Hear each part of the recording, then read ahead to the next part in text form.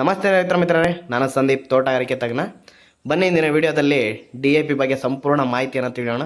DAP ಅಂದ್ರೇನು, DAPನ ನಾವು ಯಾವಾಗ ನೆಲಕ್ಕೆ ಹಾಕಬೇಕಾಗುತ್ತೆ, ಮತ್ತು DAP ಎಷ್ಟು ಪ್ರಮಾಣದಲ್ಲಿ ಹಾಕಬೇಕಾಗುತ್ತೆ, ಮತ್ತು DAP ಹಾಕುವುದರಿಂದ ಅನುಕೂಲ ಮತ್ತು ಅನಾನುಕೂಲ, ಇದ್ರ ಬಗ್ಗೆ ನಾವು ಸಂಪೂರ್ಣ ಮಾಹಿತಿಯನ್ನು ತಿಳಿಯೋಣ.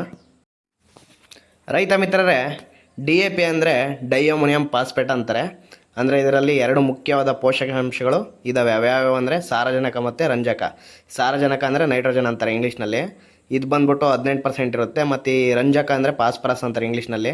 ಇದು ಬಂದ್ಬಿಟ್ಟು 46% ಈ DAPನಲ್ಲಿ ನಮಗೆ ಒದಗುತ್ತದೆ.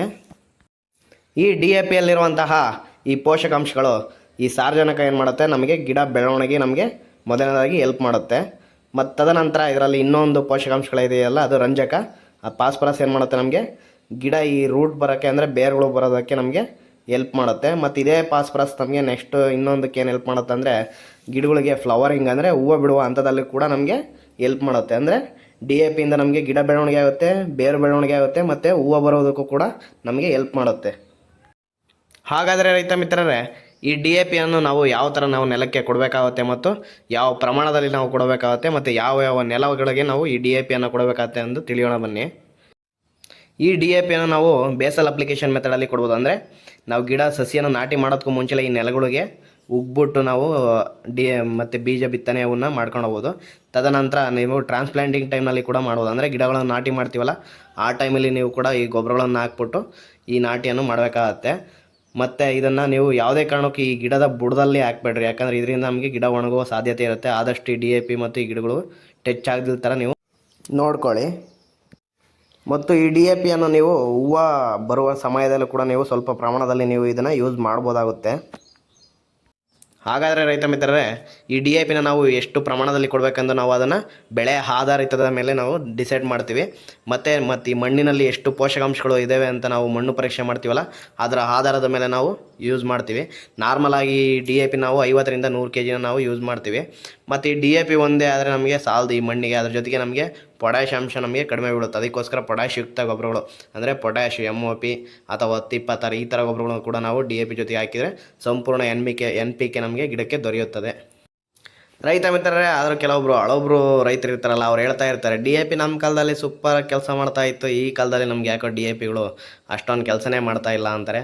ಅದಕ್ಕೆ ಮೇಯ್ನ್ ಪ್ರಾಬ್ಲಮ್ ಏನಂದರೆ, ನೀವು ಯೂಸ್ ಮಾಡ್ತೀರ ಈ ನೆಲಗಳು ಯೂಸ್ ಮಾಡಿ ಅದಕ್ಕೆ ನೀವು ತಿಪ್ಪೆ ಗೊಬ್ಬರ ಮತ್ತು ಈ ಆರ್ಗ್ಯಾನಿಕ್ ಕಂಟೆಂಟ್ಗಳನ್ನ ನೀವು ಹಾಕ್ತಿಲ್ದಂಗೆ ಅದ್ರ pHಗಳು ಅಂದರೆ ರಸಸಾರಗಳು ಜಾಸ್ತಿ ಆಗಿದ್ದಾವೆ. ನಮಗೆ ಯಾವುದೇ ನ್ಯೂಟ್ರಿಯೆಂಟ್ ನಾವು ಹಾಕಿರೋ ಗೊಬ್ಬರಗಳು ಕೆಲಸ ಮಾಡಬೇಕಂದ್ರೆ ನೆಲದಲ್ಲಿ ರಸಸಾರ ಬಂದ್ಬಿಟ್ಟು ನಮಗೆ 6.5ರಿಂದ 7.5 ಅಂದರೆ 6.5ರಿಂದ 7.5 ತನಕ pH ನಮಗೆ ಇರಬೇಕಾಗುತ್ತೆ.